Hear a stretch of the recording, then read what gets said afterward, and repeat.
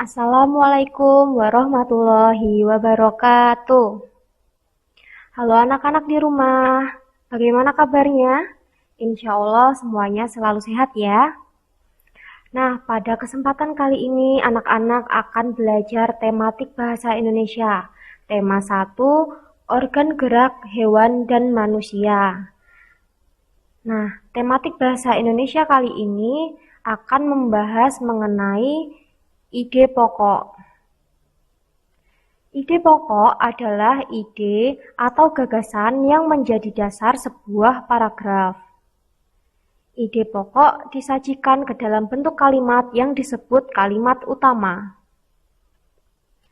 Letak ide pokok bisa di awal paragraf atau yang disebut paragraf deduktif, di akhir paragraf atau yang disebut paragraf induktif, atau bisa juga di awal dan di akhir paragraf yang disebut paragraf campuran.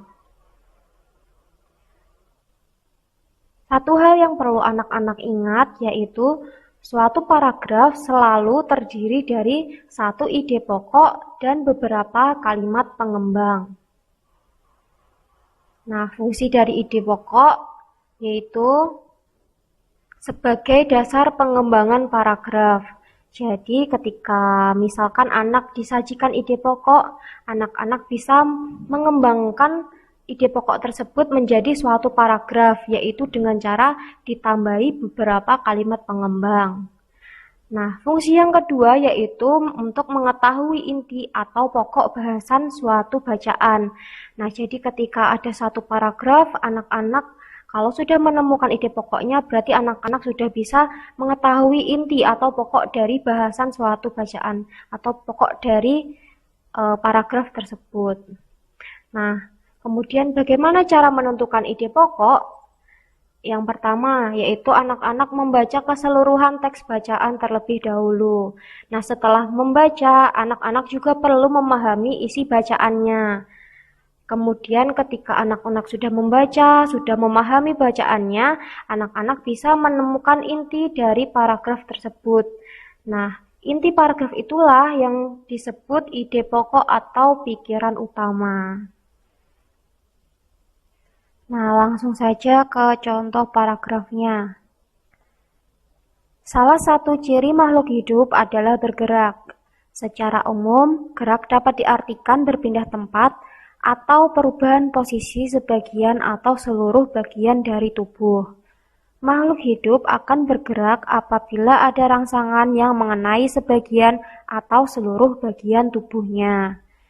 Nah, dari paragraf tersebut bisa ditentukan ide pokoknya. Ide pokok dari paragraf tersebut adalah salah satu ciri dari makhluk hidup adalah bergerak.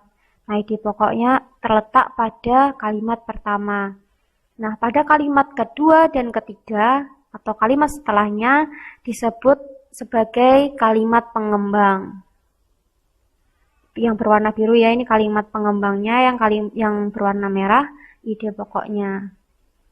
Nah, selanjutnya cermatilah bacaan berjudul organ gerak manusia dan hewan berikut ini.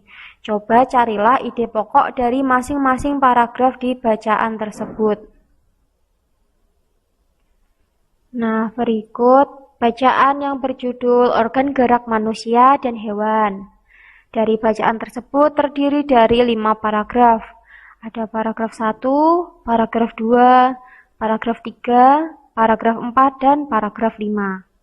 Tadi paragraf 1 sudah dijadikan contoh ya di slide sebelumnya, yaitu ide pokok dari paragraf 1 yaitu salah satu ciri dari makhluk hidup adalah bergerak.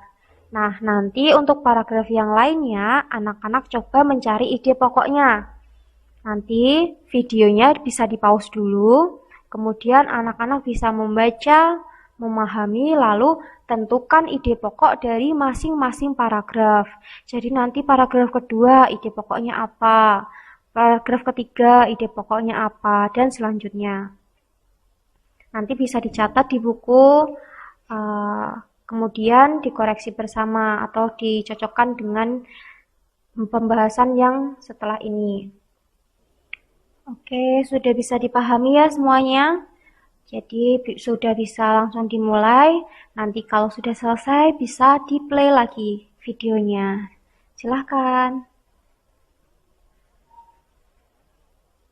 Oke, sudah ya anak-anak semuanya. Sudah menemukan ide pokok dari masing-masing paragraf. Nah, selanjutnya kita bahas satu-satu.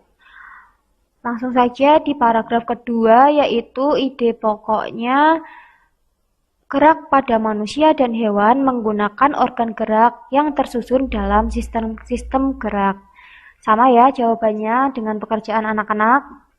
Kita lanjut ke paragraf ketiga. Ide pokoknya yaitu organ gerak manusia dan hewan memiliki kesamaan, yakni tulang dan otot. Selanjutnya, pada paragraf keempat, ide pokoknya yaitu tulang merupakan alat gerak pasif. Sama ya, sudah sama ya semuanya.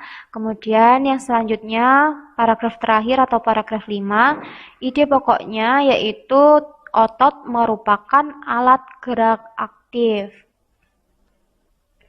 Nah, bagaimana hasil pekerjaan kalian? Mudah bukan mencari ide pokok suatu paragraf? Kita cukupkan sekian dulu ya pembelajaran kali ini. Dan sampai jumpa di pembelajaran selanjutnya. Wassalamualaikum warahmatullahi wabarakatuh.